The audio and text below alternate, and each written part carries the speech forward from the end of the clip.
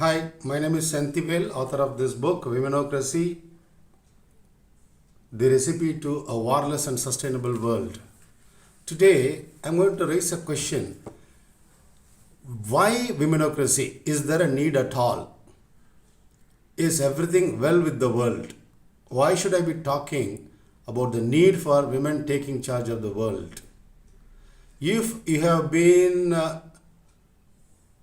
interested in this question of sustainability, you would have definitely read reports by United Nations and other agencies that we are heading towards an unsustainable world in terms of climate, in terms of human number, in terms of consumption of resources, in terms of water depletion and whatnot. And we are a biological species. We have a body, we have blood running inside, right? We are sensitive to temperatures, and we are sensitive to climate change, etc. Thousands of years, the earth has been what it is without anybody having to attend to it. Now, this is something unprecedented. A new situation has arisen where we need to attend to earth. We need to give conscious attention to the well-being of the earth itself, which is new in history. Everybody presumed or took it for granted that the earth is and they can just play their game of life. Now a stage has come where if you want to play the game of life on the stadium of planet earth, we need to give a thought to the health and well-being of the planet itself. So far, men and women have been interested only in their health. Now there is an additional responsibility, that of taking care of the earth. I am neither for men nor for women. But when you understand a system, when you look at a coin, if there are two sides to a coin, you need to definitely look at both the sides. The coin has one side and the opposite side also. So we need to definitely look at both the sides. To say that only women exist or to say that only men exist is wrong. Both exist. Both have responsibility towards the well-being of human beings and the planet. If everything is well, if all is well, then there is no need at all to talk about womenocracy, women taking charge. I am not as an individual biased towards women. I am not saying out of my own personal interest that women should take charge.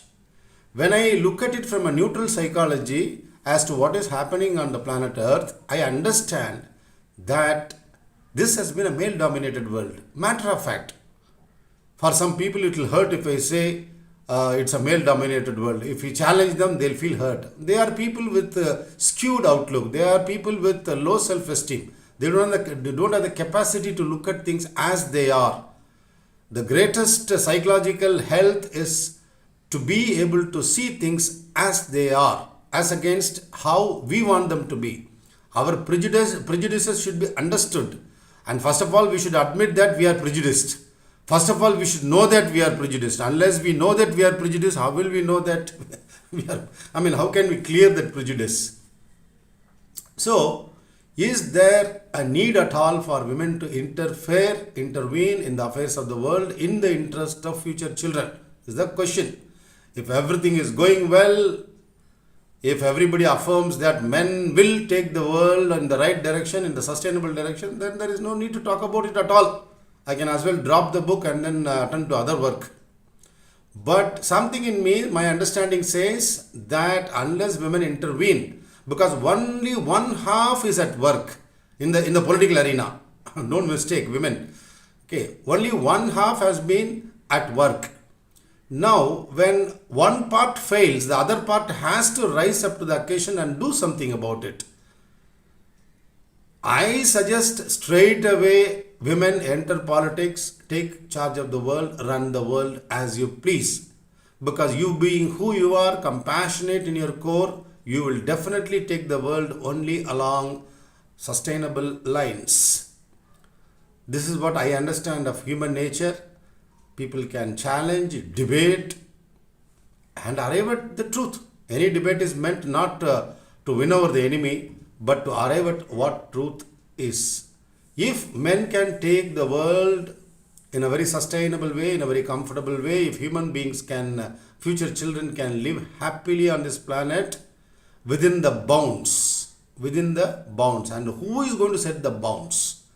Boundless, limitless growth is not possible on the planet, because the planet itself is limited in terms of its size, its resources, position, capacity. It is limited.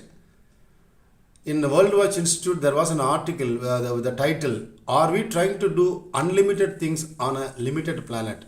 See, here we should not become sentimental. We should not dismiss it either. We should have the open-mindedness and courage to look at it, because why are we analyzing this situation after all? We are analyzing this situation because we want to be safe.